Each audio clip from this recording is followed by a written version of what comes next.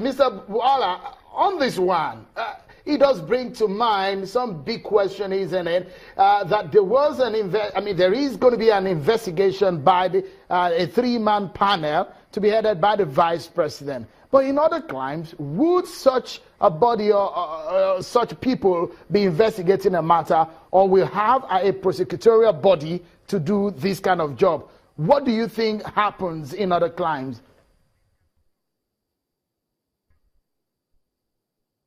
Well, if it is in America, for example, the Justice Department and probably the FBI will be actively involved in this process. And the Justice Department is like the Federal Ministry of Justice, of course, the Office of the Attorney General. And then the FBI, even though there is no direct link, but we can say since EFCC is involved largely in investigation and prosecution, we can, in the circumstance, classify them in that realm as the FBI. Now, there is no need to overlabel the issue of the celebration the Nigerians have for this bold step the president has taken. However, as far as the issue of the committee and the investigation is concerned, I have a slight problem.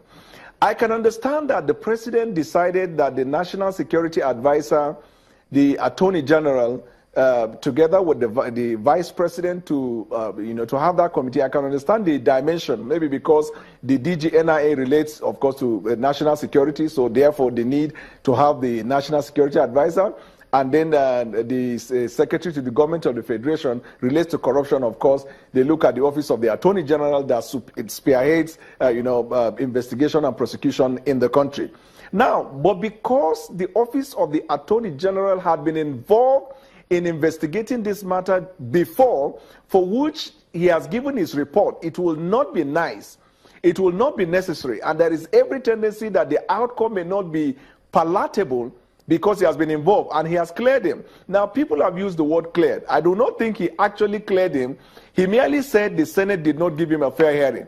But for the fact that he did not refer the matter to EFCC, for the fact that he did not recommend that the SGF be asked to step aside for further investigation, there is not likely to be a case where we will expect something different at this moment, without prejudice to the fact that the vice president is going to head that committee. First and foremost, in the normal situation, having the regard to the circumstances of the case. If I may quickly butt in, Mr. Bwala, so we pick this up. He says something legally wrong here from what the president has done. For example, if he's in other parts of the arms of government, say in the Senate or in the judiciary, would there have been a committee like this, or would it have been sent for prosecution, or these kind of people would have been handed over to the police or to any other prosecutorial body, for example?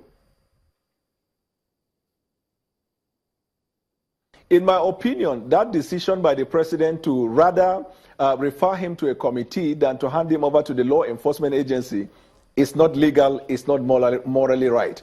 Whether you look at it from the moral point of view, it is only necessary that he be referred, like every other Nigerian who is alleged to have been involved in corruption is referred to the relevant agencies.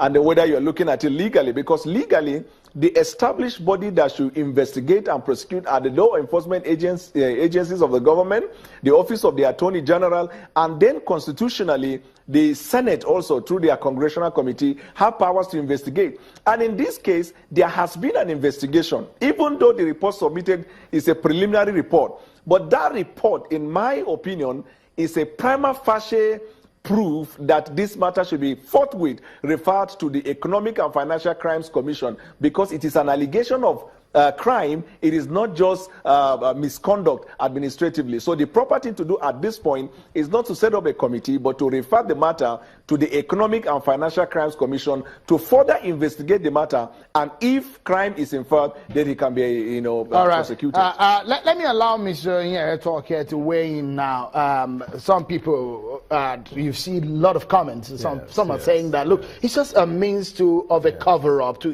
give the man a soft landing in this. Do you see that happening in this case? Let me say this with every sense of responsibility. Mr. President has to make very, very, very tough decisions as to what he wants the image of his person to be before the Nigerian people. It's an extremely important call he's got to make. A time comes in the life of a man when you have certain defining situations and circumstances, and Mr. President has his future tied to what he wants to be remembered for. Whether he wants to be nice to friends or he wants to be seen as that nationalist that brought a new agenda, a new direction to Nigeria. If he chooses the latter, he has to behave like that lady of law who has her eyes tied and make sure that that statement he made at the beginning.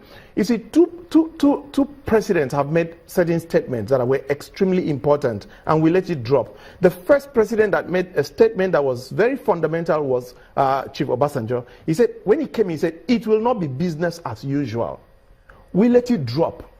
And he ended not on that note. When our president came in, President Buhari, he said, I belong to all, I belong to none. Nobody. He should revisit that statement and think about it and sleep over it. Okay. It will be a defining statement in his administration.